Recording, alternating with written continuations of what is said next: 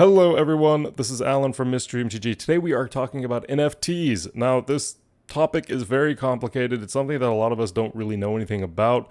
Basically, you can buy these images, these videos online. You become the owner of the NFT and you can resell it. And a lot of people are doing this as like this is potentially the future of collecting, right? So Magic the Gathering, during their most recent earnings call with Hasbro, did say that they were interested in looking into this, and they are actively looking into this. Now, this is an issue, okay?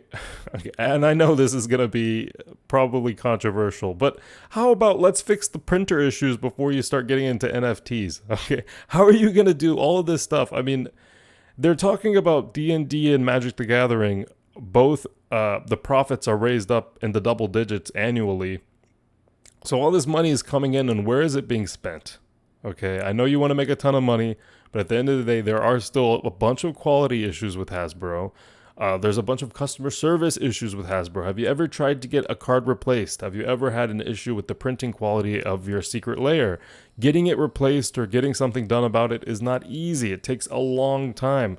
It feels like when you deal with Magic the Gathering, well, I should say when you deal with Wizards of the Coast one-on-one, it's never a pleasant experience. It doesn't feel like when you're dealing with a company like Nike or Adidas, and they're a similar sized market cap, I believe, when it comes to Hasbro. When you're dealing with companies like that and you talk to their customer service, it's always you get a response within a couple days, Now with Magic the Gathering, with Wizards of the Coast, it's been a continuous issue of people having to wait 4 months to get something done. People having to wait 6 months to get a product they ordered 6 months ago. Secret layers are a good example of that. If these avenues that Wizards of the Coast and Hasbro are going down into are not being optimized and we're not getting a good experience from anything, well, now they're jumping into the NFT space, which I don't think is going to be that big of a thing for them in terms of R&D. They're essentially just everyday people upload stuff to NFTs. You take existing art, you digitalize it, and then you can upload it onto these kind of websites where you're able to buy NFTs. In my opinion, we already have enough collectability in the game. We don't need to open up an entirely new section of it to where everyone is buying a bunch of NFTs that don't really do anything. You're just keeping an NFT of the Black Lotus art, which I imagine is probably going to sell for a lot. And also there's a huge thing about IP. A bunch of people are uploading NFTs that with art that does not belong to them, and then people buy them, and that person owns that, and the original person can get in trouble for it. But what are you going to do? You're going to take away the NFT from the person who bought it because it's not legitimate? Well, they bought it. It's their property now. That's what the attractive feature of NFTs are, basically, is you're buying something and it's your property. It's your NFT.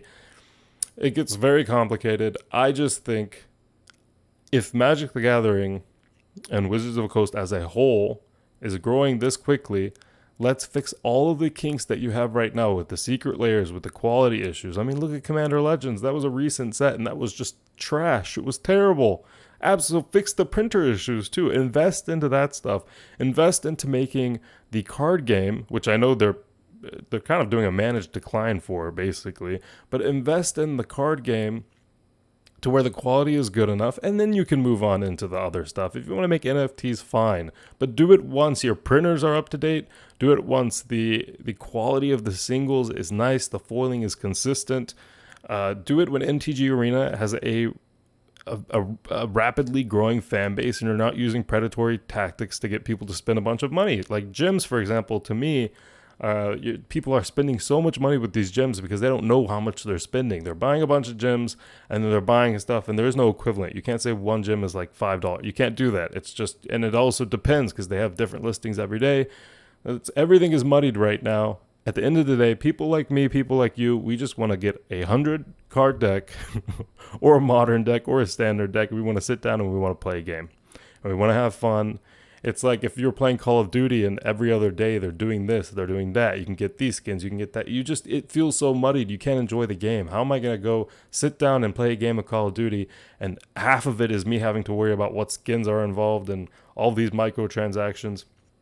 It's very annoying. It's not comfortable. This isn't something that Hasbro should continue to pursue. There's all these new avenues when they haven't even really properly optimized the avenues that they've been doing for years. And we just got MTG Arena on the phone, and that took forever. And they're coming out with all these shows and movies and this and that. Guys, like I said, if it takes them 6 months to ship out a secret layer, and now they're trying to deal with all these other complicated stuff, I don't know. I don't know. They have their hands in way too many baskets, and I don't think that's a good thing in terms of the future of the game. They're just not really worried about the players at this point. So, mysterymtg.com. Nothing else I can really say here. This is Alan, and I guess the NFTs are going to come. People are going to buy them. You already know there's a bunch of collectors who go crazy over everything, whether or not they should be going crazy over it. They just do it. So anyway, Alan from MrMTG.com, please let me know what you think below. And if I'm saying stuff that you don't agree with, let's have a conversation in the comments. Let's talk about it. I'm very interested to hear what you think about this topic. Have a great day.